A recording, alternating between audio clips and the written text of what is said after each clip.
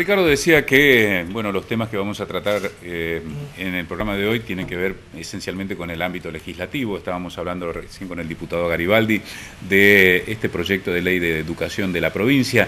La semana pasada, diría las crónicas parlamentarias, entre gallos y medianoche, no por el horario, sino por la forma en que fue concebido, diputados y senadores acordaron que en un mismo día, pasaron de una Cámara a otra, transformaron en ley un proyecto que cambia el mecanismo sancionatorio a fiscales y defensores de la provincia. Está con nosotros Jorge Baclini, el titular del Ministerio Público de la Acusación, que es... lo están mirando, ¿no? Y ya los fiscales se han pronunciado en contra de esto porque entienden que es un avance sobre el Poder Judicial.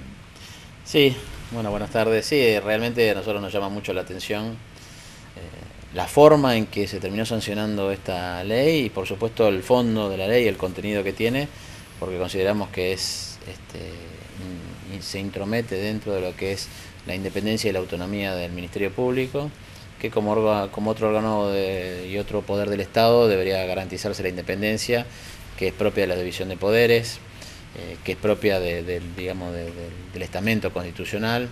Aquí entiendo yo que el Poder Legislativo tiene todas las facultades para ejercer controles, y así lo ejerce, sobre la Corte Provincial, y tiene el juicio político contra los ministros de la Corte.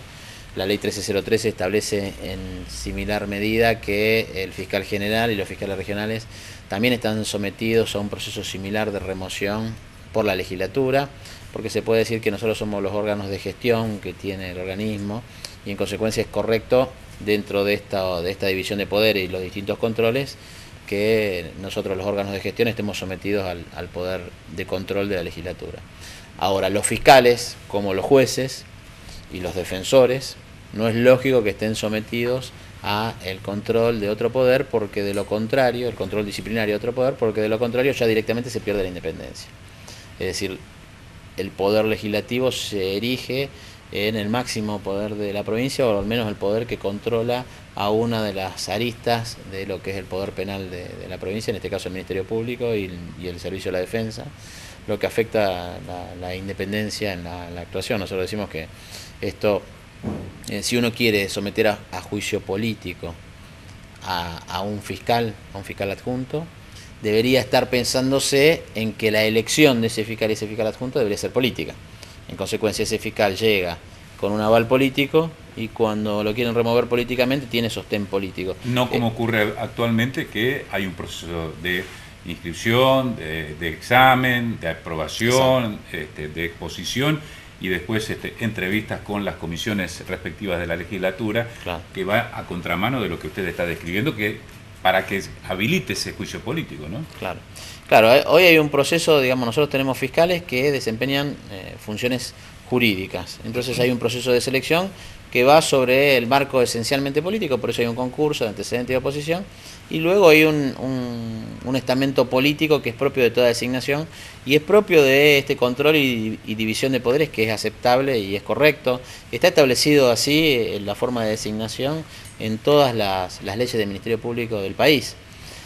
Y también los procesos de remoción en todas las leyes del Ministerio Público de nuestro país son similares, con alguna variante, al proceso que tenemos aquí, que es un proceso en el cual en algunos ministerios públicos es el procurador o el fiscal general el que hace la acusación. Nosotros tenemos mayor imparcialidad en eso, que hay una auditora de gestión que está dentro del Ministerio Público con cierta autonomía de actuación, y esto fue designado hace poco, así que recién está llevando a cabo los primeros procesos. Y hay un tribunal que está compuesto por un diputado, por un senador, por un integrante de los colegios de abogados y por un fiscal regional.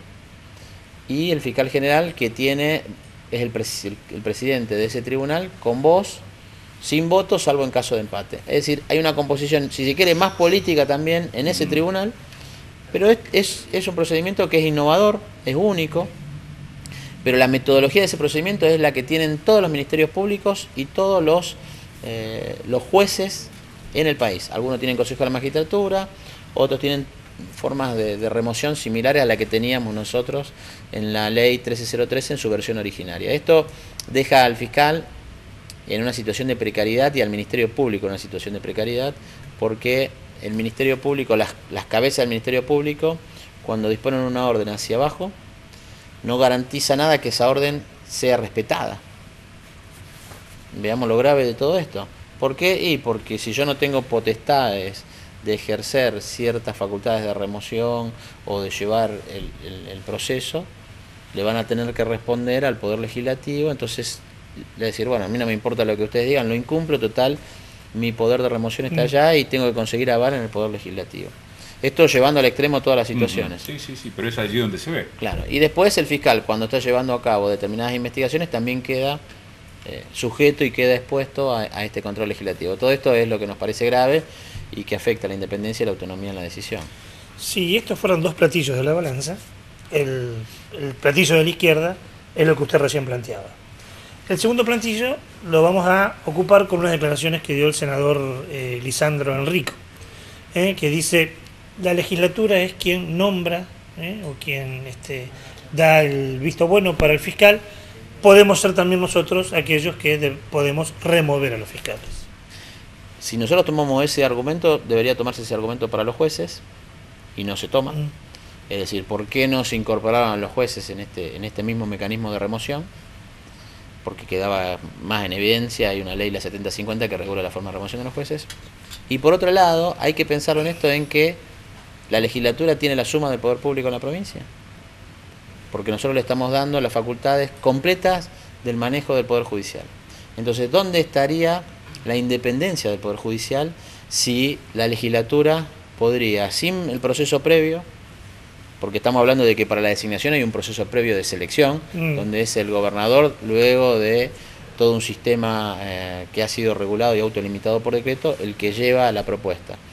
Pero si aceptamos este mecanismo, y es cierto que el Poder Legislativo designa, si le damos a su vez las potestades de que puedan remover, entonces el Poder Judicial tiene algún sentido que figure como un poder independiente, o pasa a integrar parte del Poder Legislativo. Esta es la lógica del entendimiento. Es decir, ¿tiene la legislatura todo el poder? Esto rompe esta balanza y estos equilibrios de poderes que son necesarios. Hay que entenderlo con total claridad.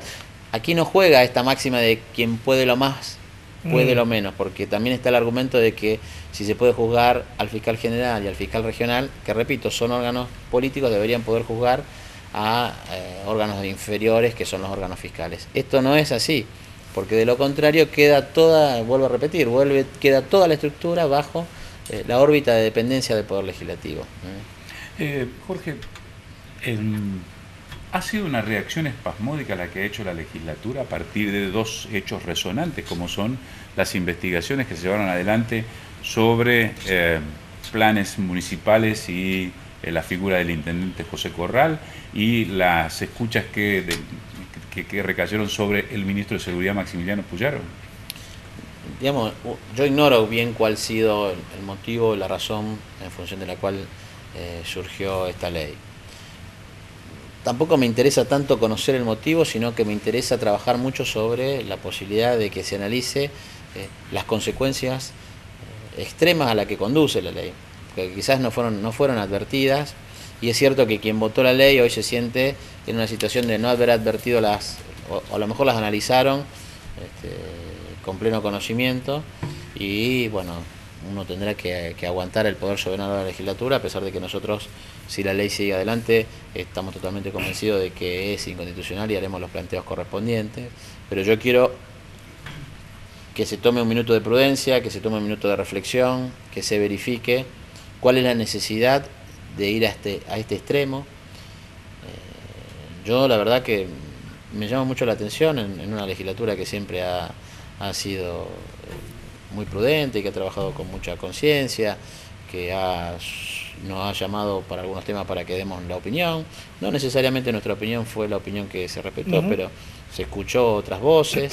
Entonces, me parece que hay que llamar a la reflexión para decir, bueno, miren, aquí hay una opinión de todos los fiscales, de todo un grupo de gente, de organismos nacionales e incluso organismos internacionales, porque si uno va a las directrices de funcionamiento de los ministerios públicos que fueron dictadas por la ONU ya hace unos cuantos años, lo que establecen estas directrices es justamente la independencia del Ministerio Público, juntamente con establecer un poder disciplinario que tiene que ser imparcial y que garantice la independencia.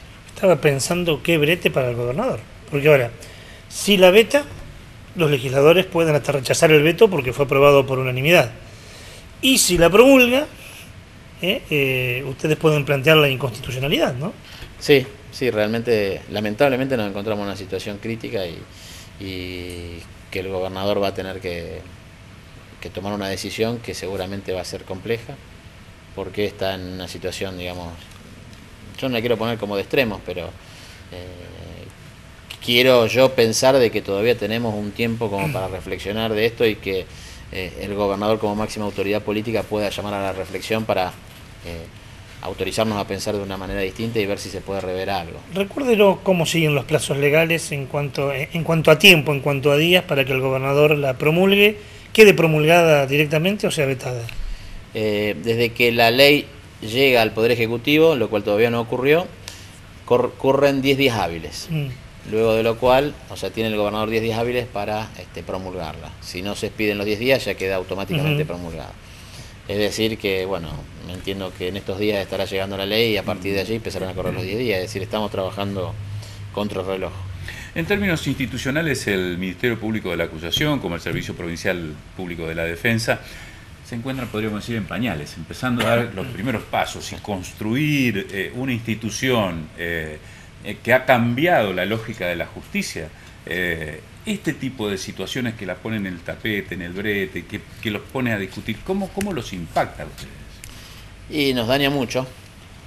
Yo recorro mucho el país porque me invitan a dar charlas, me invitan a dar conferencias, y no solamente por lo que yo cuento, sino por lo que ven muchos de los ministerios públicos y muchos de los sistemas judiciales del país y de algunos países extranjeros vecinos. Miran mucho la experiencia de Santa Fe y la replican, superando las cuestiones que nosotros podemos tener críticas, que esto no es. Pero hay muy buena aceptación de lo que es una experiencia muy importante en términos de conflictividad y de población, porque uno dice, bueno, Chubut tiene un sistema similar al nuestro y hace bastante más tiempo que está, pero Chubut tiene 500.000 habitantes y son ciudades mucho más pequeñas, es decir, salvo Comodoro Rivadavia, el resto son ciudades con una parte con población fluctuante, Esquel y Puerto Madryn, que tienen 20.000, 25.000 habitantes, o sea, no tienen una conflictividad como la nuestra. Neuquén, que también tiene una población más pequeña, aunque la ciudad de Neuquén tiene... Pero nada que ver con lo que es la dimensión de la provincia de Santa Fe, y sobre todo Rosario Santa Fe, con un nivel de conflictividad muy grande. Entonces, cuando se empiezan a contar las experiencias con los recursos humanos que tenemos, con la forma precaria que nosotros arrancamos, que fue necesario arrancar de esa manera porque si no iba a ser muy difícil arrancar, con una dinámica que se está llevando a cabo, con la defensa del Ministerio Público y los jueces que nos vamos, digamos, permanentemente capacitando y fortaleciendo, la experiencia se toma muy bien. Por ejemplo, yo fui a Uruguay porque me invitaron a dar una capacitación, porque en Uruguay empezó la reforma el 1 de noviembre y discutimos todas las cuestiones y estaban maravillados. Y ya no fue la primera vez que fui, sino ya me habían invitado hacía 3 años atrás, cuando estaban preparando la reforma. De allí, cuando vieron, digamos, todo lo que nosotros contamos, me dijeron que si había la posibilidad de que ellos inviten a algunos jueces para que cuenten, para capacitar a los jueces. Es decir, jueces de la provincia fueron a Uruguay a capacitar. De allí, como organismos internacionales están, digamos, apoyando esas reformas, varios de los jueces que estuvieron en Uruguay fueron a México y están ahora en México dando capacitación. Es decir, marco esto como que estamos a un nivel importante. Obviamente que somos muy críticos de todo lo que hacemos, sabemos que hay que mejorar, pero la experiencia es una experiencia que quizás nosotros no dimensionemos lo que significa, porque prontamente nos olvidamos de un sistema que era totalmente de espaldas a todos y nadie conocía nada. Entonces esto genera hoy un impacto muy importante. Ha roto, digamos, los cánones. Yo digo siempre que se produjo un terremoto y en este terremoto se construyó una ciudad nueva, algunos escombros quedaron, que son las críticas que tenemos, y es importante que existan, pero hay un desarrollo y una proyección de un sistema que yo creo que va a ser muy bueno. Fiscal, le agradecemos muchísimo que esté esta noche aquí con nosotros. Bueno, un gusto, gracias por la invitación. Establecemos aquí la segunda y última pausa. Y cuando volvamos, Sin ánimo de polemizar. volvemos a hablar de normativas que se aprueban y que... Ya no tanto en Santa Fe, pero sí en Rosario, Paraná, lo que pasa. Pausa y enseguida volvemos.